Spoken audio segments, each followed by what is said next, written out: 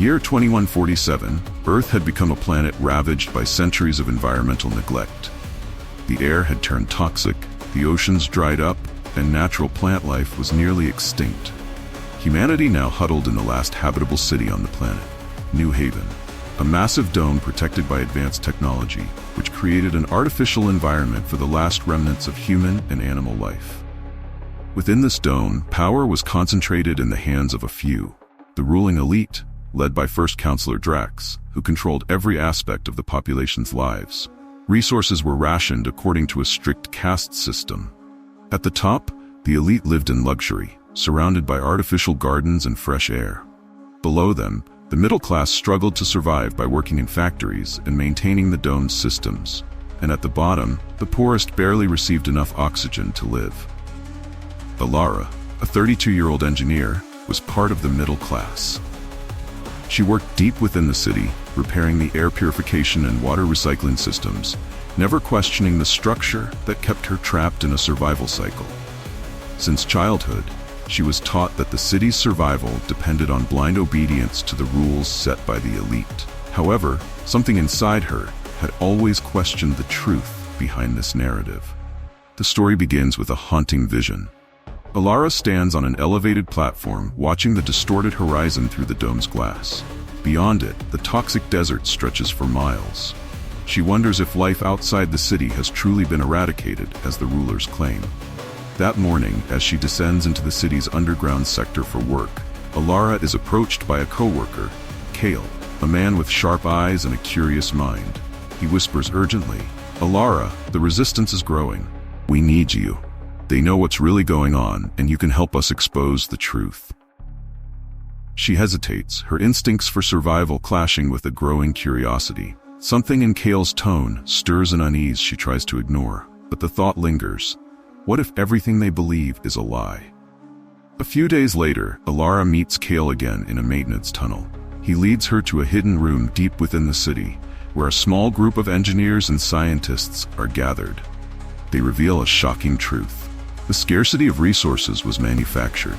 The elite were manipulating the population, keeping them hungry and desperate to ensure no one questioned the oppressive regime. They controlled the resources and oxygen while hiding the technology that could restore the planet. At that moment, the character Dr. Silas is introduced, a rogue scientist who once worked for the elite. He shows Elara an old project called Genesis, a plan to restore Earth's atmosphere and revive the natural cycle of life. Silas explains that the leaders abandoned the project because, if successful, it would end the city's dependency on them and dismantle their absolute power. Elara is shocked, but before she can fully process the information, the group is ambushed by security forces. Silas is captured, but before being taken away, he hands Elara a small data device containing all the records of the Genesis project. Back on the surface, Elara feels the weight of responsibility. She now holds the knowledge of how to save the planet, but doing so would mean directly challenging the city's government. Kale urges her to hand over the information to the resistance and lead a rebellion against the First Counselor. But Elara is torn. If the resistance fails, the city will descend into chaos, and thousands could die.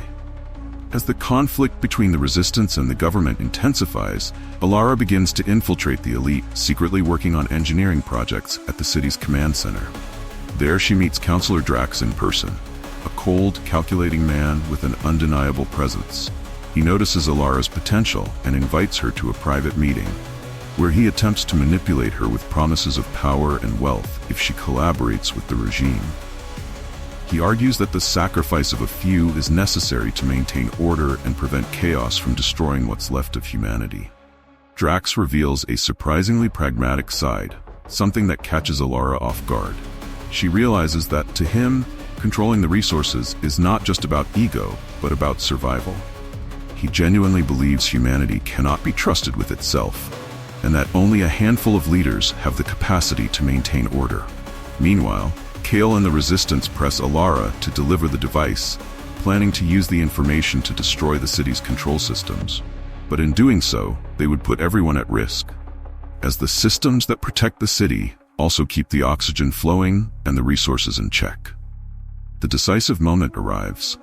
The resistance is ready to strike and expose the elite's secrets. Elara finds herself at a crossroads. She can hand over the device to the resistance, triggering a revolution that could save the planet in the long run, but at the cost of countless lives. Or she can give the device to Drax, preserve the city, but perpetuate the cycle of oppression and inequality. On the night of the attack, Elara confronts Drax at the city's command center. The tension between them is palpable. Drax tries to persuade her once again to save the city. If you give this to the resistance, you'll save no one.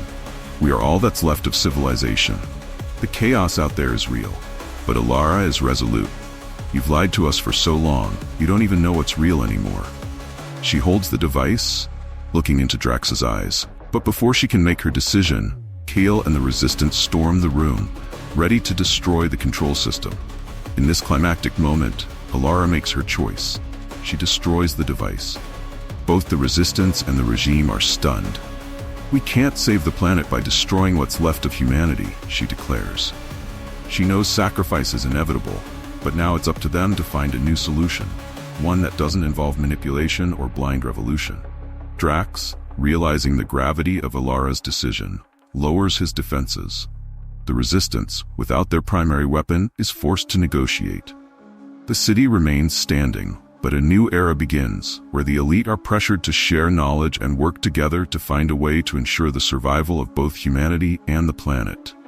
Elara becomes a symbol of sacrifice and hope, not by choosing sides, but by seeking a third path where absolute power is destroyed, but life is preserved.